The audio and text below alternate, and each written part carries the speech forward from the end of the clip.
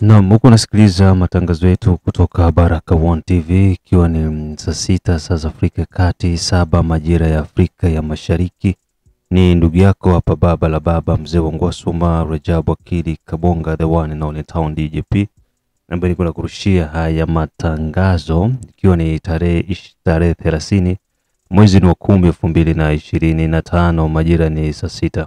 So karibuni sana na tuungane wote kwa pamoja, tembelea Mwangaza TV ili pia endelee kupata matangazo yetu yanayotoka mashariki mwa Kongo na pia maeneo ya maziwa makuu na East Africa na dunia nzima pia. Karibuni sana kwa wote ambao mko natusikiliza, na nitoe pia shukrani kwa Bwana Mwinyi Amadi pia kuendelea kuwa pamoja na Baraka One TV, na wote ambao mko Australia, Canada, USA na sehemu zote za duniani kuendelea kutegea Baraka One TV sikio.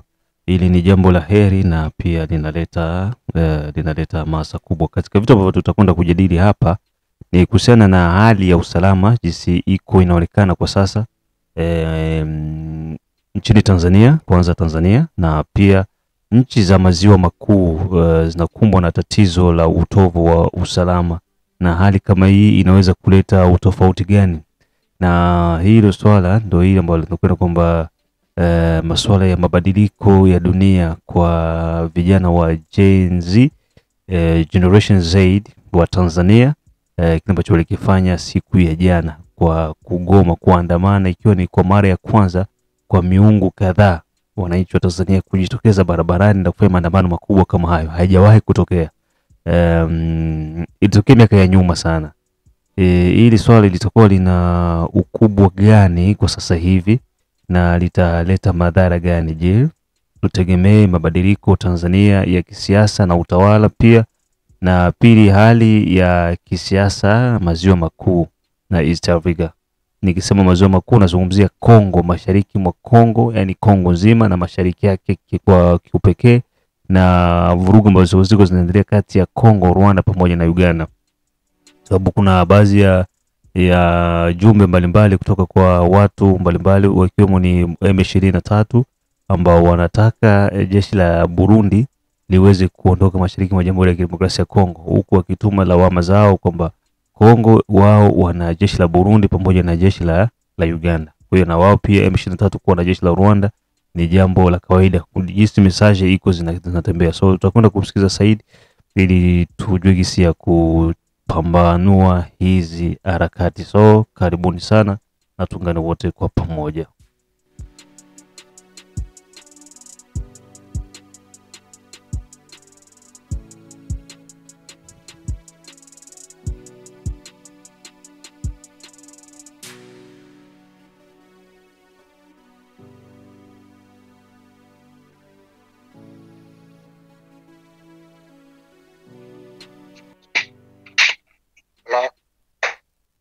Yeah, karibu.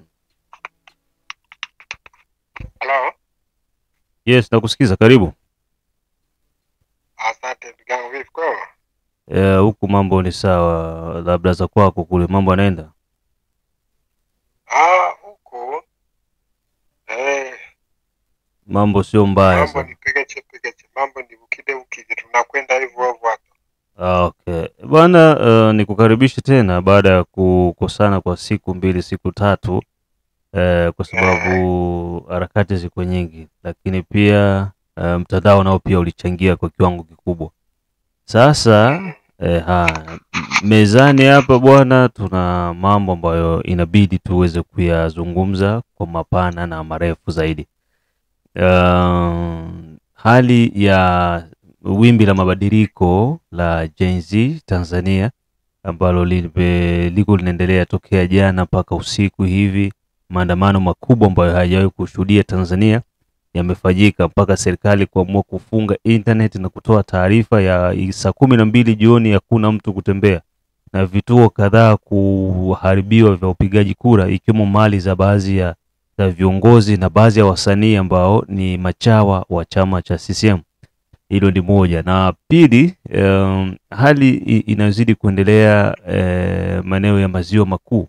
Hapa nikizungumzia Kongo, Rwanda, Burundi, na malalamiko ambayo M23 pia wako wanayazungumzia kuhusiana na Kongo kuwa sambamba na jeshi la Burundi pamoja na jeshi la Uganda, huku wakitaka Kongo iweze kuondoa jeshi la Burundi na Uganda. Kwa maana hiyo na wao pia wana hakikisha kwamba wako na jeshi la Rwanda. Haya machafuko yote yatatupeleka wapi na nini ambacho wananchi wa maziwa makuu na East Africa Community wanaweza kutarajia. So kabla ya hayo yote, kwanza hebu tusikilize kifungwa kinywa chako ni kipi, alafu tuingie katika haya mambo.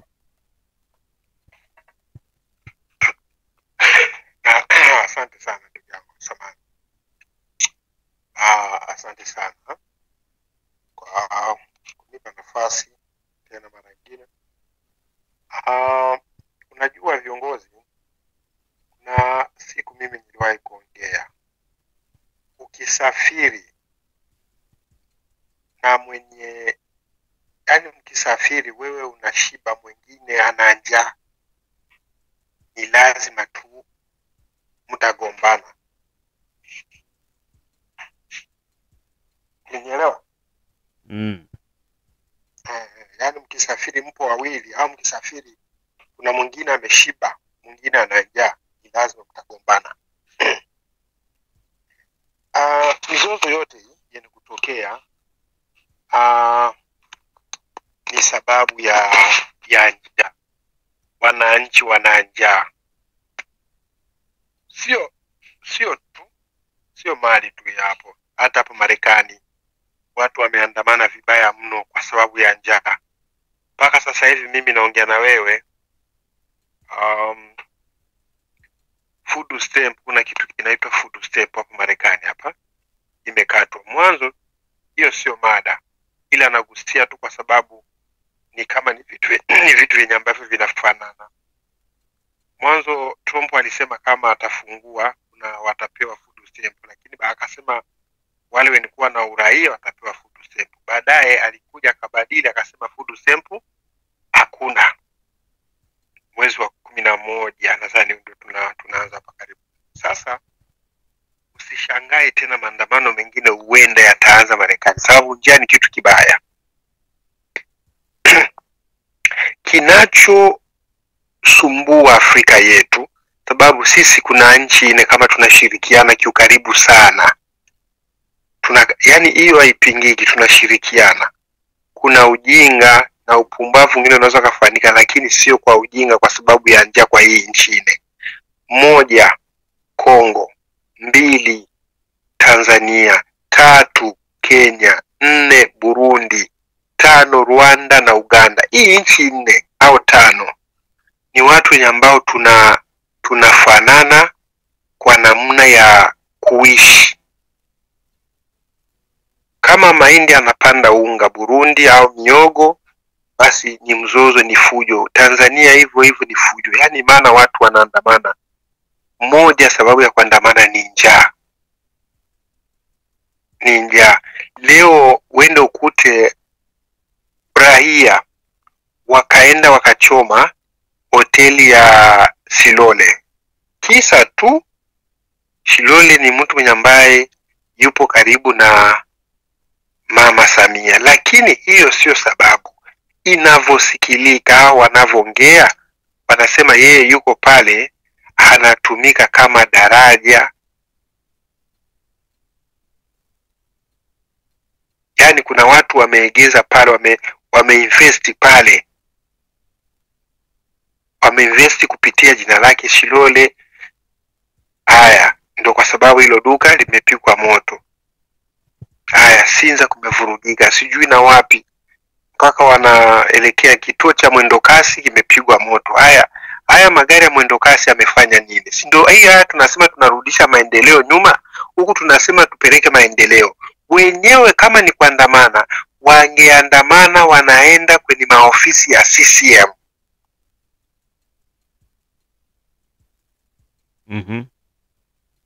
Wangeandamana wanaenda kwenye maofisi ya CCM. Sio kuandamana unaenda kwa Diamond, sio kuandamana unaenda kwa Mwijaku kwa sababu wako Baba Levo au kwa mtu binafsi. Hii itachochea chuki ya ubinafsi.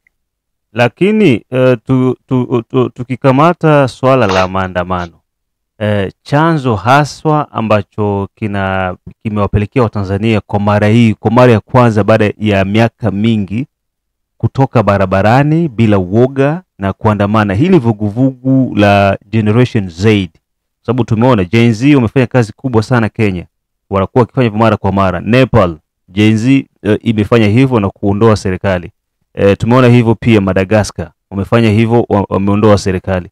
Tanzania huu ujasiri wameutoa wapi, wakati wa Tanzania ndio nchi pekee ambayo ilikuwa inaonekana Afrika kwamba ni nchi ya wahoga, nchi ya vijana ambao ni wahoga, hawana mipango yoyote kwa ajili ya mabadiliko. Ujasiri huu na chanzo kabisa cha wao kuingia mtaani ni nini? Nilisema jana, kama sio kipindi cha baada siku mbili nilipotea na mimi hatukuwasiliana, nilisema hivi: ukiona nyumba ya jirani inaungua, wewe usiendelee kuchekelea, nenda kwanza uzime ule moto. Kinachoendelea Tanzania ni kinachoendelea Tanzania, hata wajenzi hao wenye ambao wamoja kwanza mpaka wanaandamana, wamoja weko ni wa kutoka Kenya. Hiyo ni moja kwanza. Wa Kenya mwingia Tanzania. Wamoja utakuja utanikubali, usubiri wakati wataanza kukamatwa. Kama unakumbuka kipindi cha Tundu Lissu kuwekwa ndani, baada ilikuwa ni aende, uliona walivyoshikwa wengi wa Kenya? Uliona wanaharakati walienda kushuhudia Kenya, wanaharakati walienda huko walienda kushuhudia Kenya. Ni sio wa Kenya waliondoka Kenya wakavuka mpaka wakaenda, ni wa Kenya wale wenye kukaa Tanzania. Tanzania ina wa Kenya wengi sana. Wewe tuseme kwamba vijana wa Tanzania wao ni wahoga, wasingeanzisha maandamano? Ni wahoga, wanaowahusisha kuwa na moyo wa kuandamana ni wa Kenya wale wanaofanya biashara. Nataka nikurudishe huku nyuma kidogo tu. Tuzidi tusonge mbele kwa kipindi chetu. Unaweza ukaniambia kisa kilichokuwa sababu cha kufunga biashara ya wageni wote wasipatikane wafanye biashara Tanzania? Unaweza ukaniambia sababu? Serikali na sababu zake. Serikali inasema ni kulinda maslahi ya Watanzania. Sababu ilikuwa ni kuwafukuza wa Kenya kisirisiri bila kujulikana. Kisirisiri, au kuona mkongomani anapiga kelele kwa sababu ya hiyo. Mkongomani yoyote akupiga, wala Murundi akupiga, wala Mnyarwanda kupiga kelele. Waliopiga kelele ni wanani? Ilikuwa ni Wakenya. Wakenya ni wingi kwa sababu kuanzia Sinza, mwisho wa lami, Kariakoo, Mwenda Kasi, Posta ile, Gongo la Mboto, Banana, yani kule Kubuza, kule kote ni Wakenya wanakaa. Tandika, kule kote ni Wakenya wanakaa. Kwa hiyo tuseme na mpaka Mwanza kote wanakaa, ni wengi mno, yani wamekaa Tanzania kwa kadiri. Kwenda mpaka Luanda, kama unafika Mbeya kule, Wakenya utawakuta pale kabla hujafika Tunduma. Ni wenyewe ile maeneo, baada ya Wanyarwanda walivyoondolewa pale, Wakenya walienda wakavamia ile maeneo wakakaa. Kwa hiyo kwa nini fasi ambayo Wakenya wapo ndo maandamano yapo sana? Sinza wapo wengi na ndo maandamano yamekolea sana. Ile sehemu ya Mwendo Kasi fasi ambayo wanaishi, maandamano yapo. Kwa nini maandamano yatoke pale alafu yaanzie tena huko kwenye boda ya Tunduma? Maandamano si ni Tanzania nzima? Ni Tanzania nzima wameandamana, lakini kuna maeneo mengine kama Kariakoo bado sana. Kariakoo usiku huu kumewaka moto. Kwa hiyo lakini lengo ni nini? Baada hiyo kwanza tuache hao mengine, tusiwavalishe nguo wenye ambayo hawawezi kufanya. Lengo ni nini? Lengo ni moja tu, ni njaa. Watanzania wamekuwa na njaa kwa muda mrefu. Umekuwa na njaa kubwa sana. Mimi ili swala la utekaji halipo kwenye vyanzo vya maandamano, maana watu wanatekwa, wanapotea bila kujulikana. Maafisa wanakuwa kama wao ndio wako juu ya sheria, wanaweza kufika wakamchukua mtu na asirudi. watu wakiuliza wanaambiwa tulieni, kama haki ya binadamu na kanyagwe. Hili swala ni swala lenye ambayo kwanza kosa yenye ambayo iliyotendeka au yani kosa yenye ambayo wa CCM walifanya ni kwanza kuteka na watu wenye ambao watu wa CCM. Imekuwa hii ni kosa kwanza. Ukikosoa serikali kidogo haupo tena, unatekwa. Watu wa CCM wametekwa, sio watu wa Chadema, watu wa CCM. Ina maana CCM imepasuka. Kuna wale waliobaki wanatetea maslahi yao. Ndio maana unaona huyu magari yake yamechomwa. Mwigulu Nchemba. Magari yamechomwa. Haya magari kuchomwa, wamoja watasema bwana acha achomwe, ni magari ya ofisaji ya wananchi. Wananchi yamechomwa. Unaona? Kwa mfano tena ingine ya pili, Polepole alitekwa kwa sababu ya kukosoa serikali. Na wengine tumwache kwanza Tundu Lissu huko, yeye ana matatizo yake na magonjwa yake huko. Wengi sana. Na wengine wamefutwa kazi kwa sababu ya kukosoa. Yoyote aliyosema huyu mama ni Mzanzibar ametekwa. Au sio hivyo ni kufukuzwa kazi. 1, 2. 3, huyu mama alikuwa katika katika kipindi cha waziri, alitumikia miaka 5. Baadaye akaja akatumika miaka 4 ya kumaliza mzee Magufuli.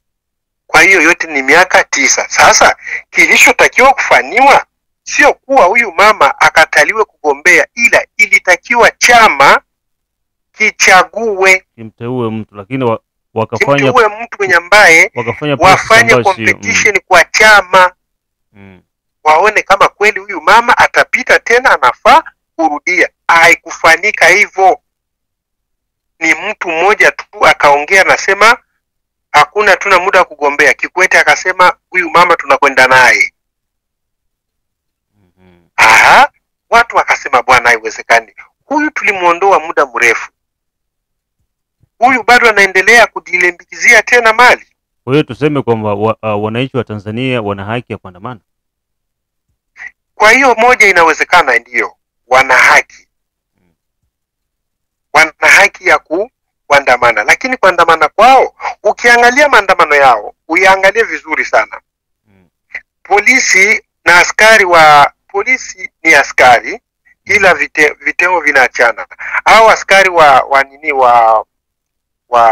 kama hawa watu tuseme wanajeshi, JKT, wanajeshi hawa. Uliangalia watu walikuwa wanapanda magari yao wanakwenda pamoja. Hiyo picha umeisoma? Ndio kwamba wanajeshi wapo kwa ajili ya wananchi na askari polisi wapo kwa ajili ya viongozi. Na ndio walikuwa wanaenda pamoja na wanaimba kabisa jeshi chukua nchi. Yes. Sasa kile kinywa kilichoongea ule kamanda ule sijui alisema bwana lazima waskari wachukue nchi. Na ule bwana yani akatafutwa kweli, sijui kama yuko wapi. Captain amejificha kidogo, yule bado hajajulikana. Mpaka leo bado angali anasakwa ule.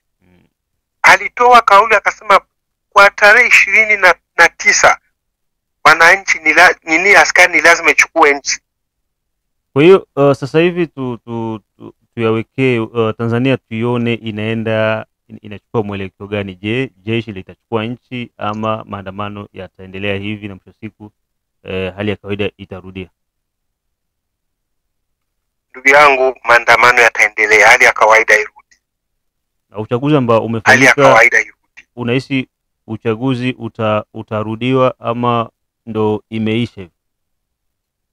Uchaguzi utapita hivyo hivyo kibaba, hauwezi kurudiwa. Sababu wanarudiana na nani? Ni nani atakayesema uchaguzi urudiwe? Anapinzana na nani? Hivi unahisi kwamba Tanzania wasanii wote wanaipenda CCM? Hakuna hata msanii ambaye kwa sababu ukiangalia wasanii wote ni machawa wa CCM. Na hichi ndio ambacho kimewasia pia hasira wananchi. Mazingira kwanza, wameandaliwa mazingira. unajua ni BASATA. BASATA ni watu wengi, ni watu wa CCM, mpaka na mkubwa wa BASATA ni mtu wa CCM. Wakina Manara wote ni watu wa CCM. Sasa wewe soma kwanza hiyo picha. Soma kwanza hiyo picha. Kama BASATA watakuwa ni watu wa CCM, nini wasanii na nini maisha kusudi yaende, unafanyaje? Unalazimika kuungana na CCM. Unalazimika, ndiyo. Unaona? Mbele kwa mbele. Yeah, hiyo haina mjadala. Ni kwa mfano leo Trump analazimisha mpaka wapewe wale public kile kile ambacho wanavyotafuta, sio kivinginevyo hawezi kufungua, ataendelea kushut down. Sasa tukigusia hilo twende tumalizane na Tanzania, tuingie Afrika ya Kati na maziwa makuu kiujumla. Kwa hiyo wananchi wa Tanzania, mikoa yote ya Tanzania mpaka sasa hivi wao wanataka ni mabadiliko. CCM iondoke madarakani, aidha jeshi ichukue nchi ama chama kingine pia kichukue nchi. Je, hilo litatokea? Haliwezi kuiongoa CCM kwenye Tanzania. Hiyo ni ndoto watu wanaota. Wakufa watakufa na CCM itabaki pale na serikali ya Mama Samia itaendelea kuongoza. Huu mgogoro wa Tanzania ambao umejitokeza sasa hivi, unahisi utakuwa na impact gani Afrika ya Kati? Kwa sababu Tanzania imekuwa ikishirikiana na Kongo na pia Uganda pamoja na Rwanda. Ita affect vipi Kongo kwanza, Uganda na Rwanda na Burundi pia? Kwanza ni sisi wanaoongea ni watu ni wa raia, tunataka uwema, usalama upatikane kwa viongozi wote.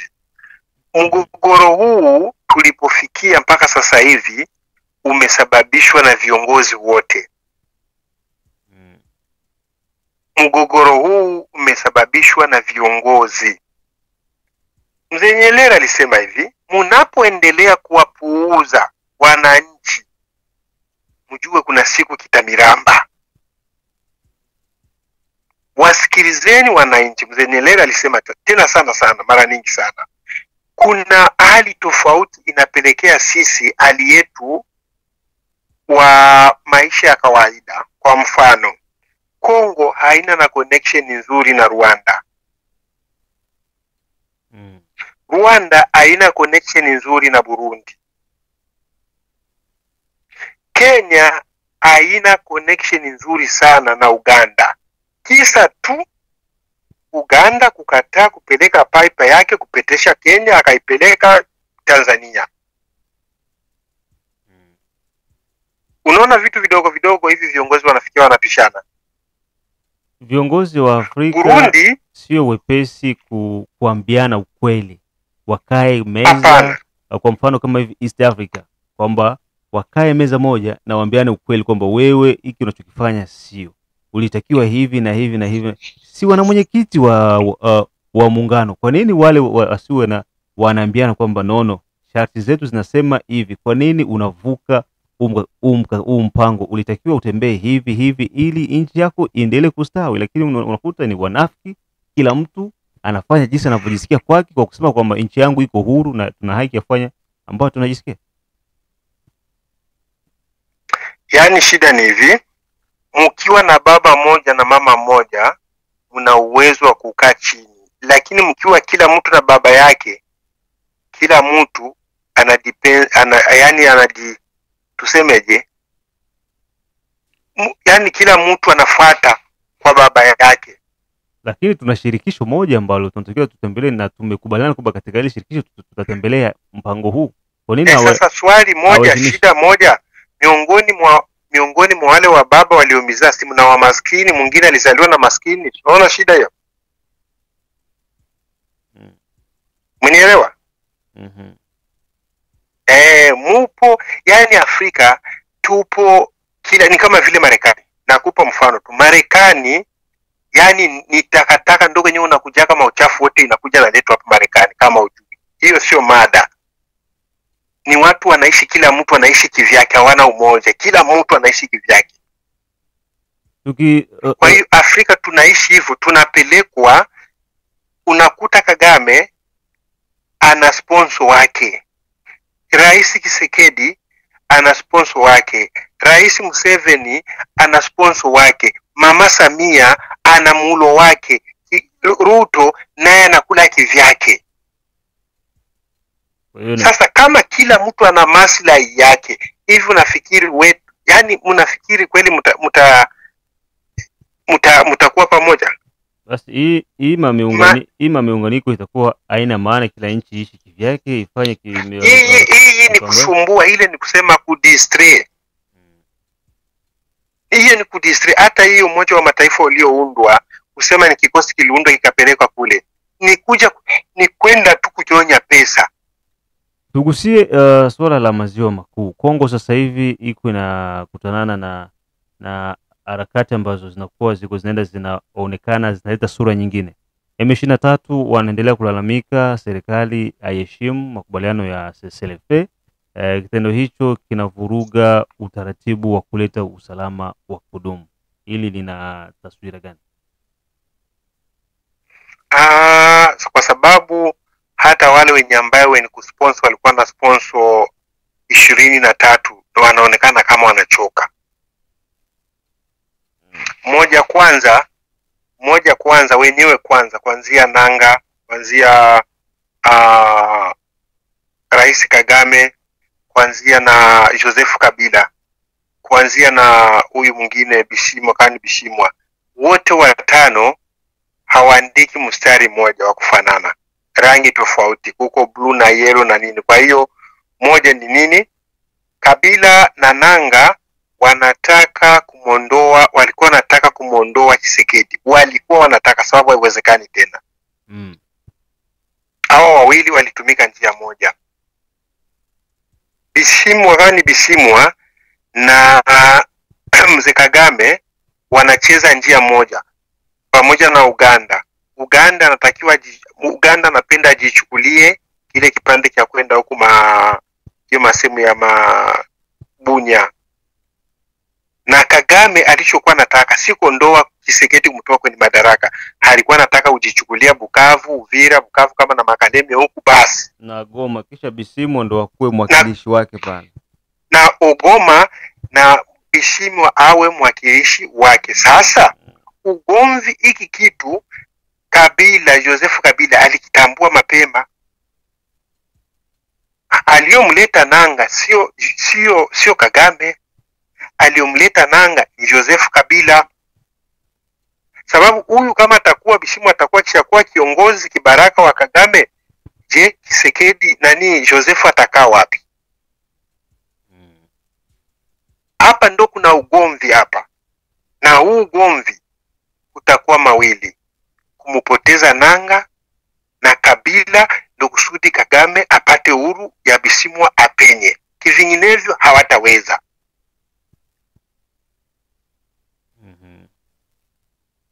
Huo ndo kweli usiopingika.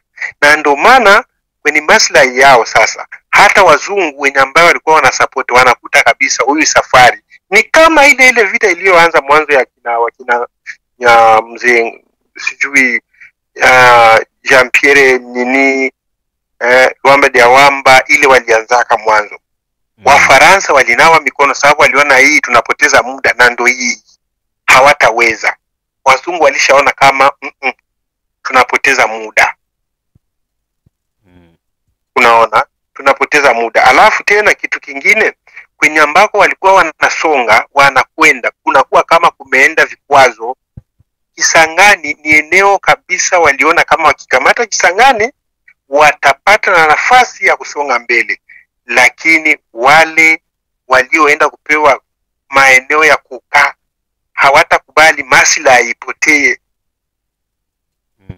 Huko ndo kwenye kukaa Blackwater. Je, mnaenda kumgusa Marekani? Wana uwezo huyo wa kumgusa Marekani?